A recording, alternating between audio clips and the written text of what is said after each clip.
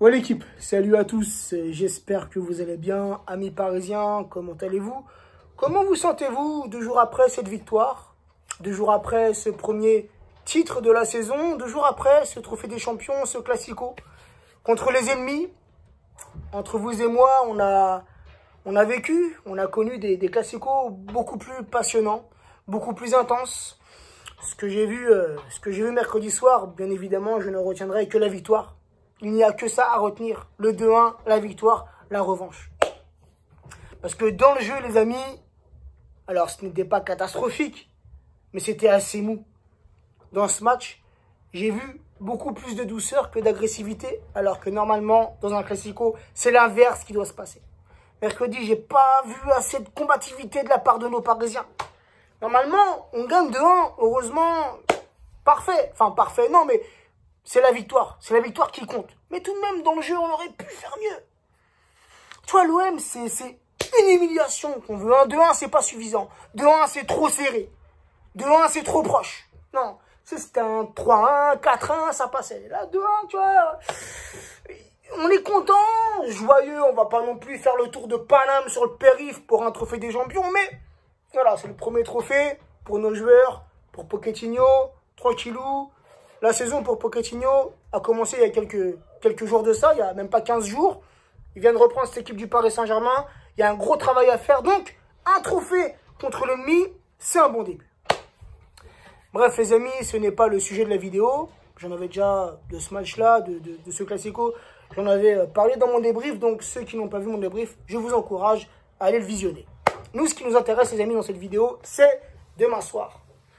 À partir de 21 h sur Canal+, en direct du stade Raymond Kopa, Angesco, Paris Saint-Germain, match comptant pour la 20e journée de Ligue 1. Les 5 derniers matchs, toutes compétitions confondues entre ces deux clubs, c'est tout simplement 5 victoires parisiennes. La dernière victoire angevine, faut remonter, c'est loin, c'est il y a quelques années en arrière, c'était il y a 45 ans, en 1975. Pour te dire, je n'étais même pas né. Angesco, sur leurs 20 derniers matchs, toutes compétitions confondues, c'est un bilan plutôt positif. C'est pas trop mal pour une équipe comme Angers. C'est 9 victoires, 4 nuls pour 7 défaites. Côté parisien, sur nos 20 derniers matchs, toutes compétitions confondues, c'est un bilan plutôt positif. C'est 13 victoires, 3 nuls pour 4 défaites. Le week-end dernier, s'est joué la 19e journée de Ligue 1. Monaco recevait Angesco. Victoire monégasque 3-0 sur leur pelouse. Le Paris Saint-Germain recevait Brest au Parc des Princes. Victoire parisienne 3-0. Puis, comme je l'ai dit il y a quelques instants en début de vidéo, le Classico qui s'est joué mercredi soir lors du Trophée des Champions. Victoire parisienne 2-1. Mais attention aux Angevins, les amis. Car oui, le week-end dernier, Angers s'est incliné à l'extérieur. Mais juste avant ça, Angers a enchaîné 2 bons matchs contre 2 équipes de Ligue 1 de haut de tableau. Victoire contre Lille, alors que jusqu'à là, Lille n'avait pas perdu un match de Ligue 1. Victoire angevine 1-2 à l'extérieur.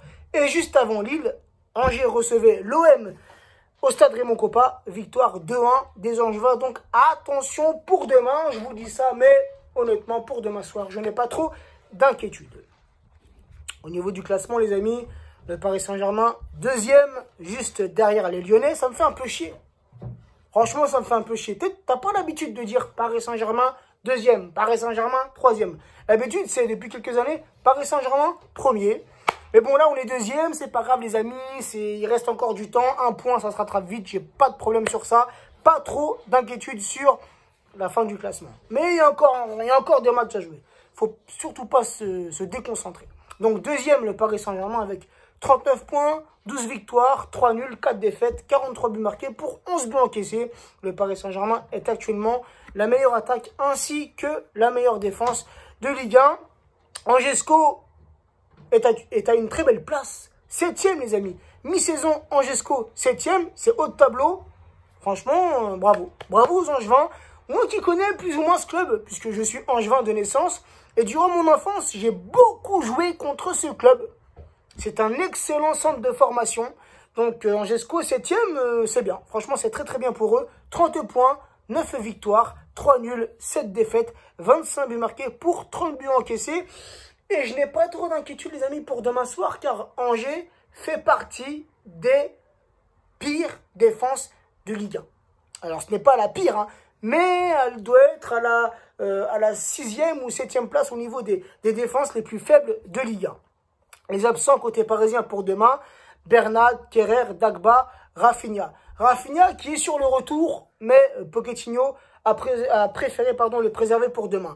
Donc la petite compo, les amis, que je verrai, que je mettrai moi personnellement pour demain, je repartirai sur le 4-3-3 avec ce numéro 10 à pointe haute. Donc je mettrai Navas, bien évidemment, le portier Navas titulaire dans les cages parisiennes. Florenzi, latéral droit. Bakker, latéral gauche. La charnière Kipembe Marquinhos. Les deux milieux défensifs, je mettrai Paredes associé à Herrera. Paredes qui a fait un excellent match contre l'OM. C'était peut-être l'un des meilleurs Parisiens ce soir-là. Verratti, je le mettrai en 10. Ça commence à donner quelque chose. Alors c'est vrai que contre l'OM, Verratti, on ne l'a pas beaucoup vu. Verratti, pour toucher des ballons, il a dû contre l'OM redescendre en tant que milieu défensif pour pouvoir toucher des ballons. Parce qu'il faut dire que l'OM a bien bloqué le milieu de terrain parisien. Hein, ça passait plus sur les côtés que dans l'axe durant ce match contre l'OM. Mais contre Angesco, je pense que ça peut donner quelque chose de bien. Et Verratti contre Angesco peut toucher pas mal de ballons. Donc à voir ce que ça donne. Donc Verratti, le remettre en ce poste du numéro 10, pardon. Icardi en 9. Icardi, son retour contre Brest, un but, une passe. Icardi contre l'OM, ouverture du score, un but. Tu vois ce que je veux dire? Donc Icardi qui revient en forme, donc oui. Oui, Icardi, je le mettrai titulaire demain contre Angesco. Neymar, ailier gauche. Et Di Maria, ailier droit. Kylian, moi je suis Pochettino. Pour demain, non seulement je ne te mets pas titulaire, mais je ne te prends même pas dans le groupe. C'est pas une punition, genre Kylian il est devenu nul. On va pas aller jusqu'à là les amis, on va pas abuser. Comme certains médias peuvent le faire. Qui passent leur temps, depuis quelques jours, à critiquer Mbappé. Même s'il le mérite. Mbappé les gars, il a un gros coup de mou. Il a un gros coup de mou. Physiquement, il n'est pas dedans. Donc Kylian, pour demain, je te mets pas titulaire, je te prends même pas dans le groupe. Repose-toi. Reprends-toi. Reprends-toi, physiquement.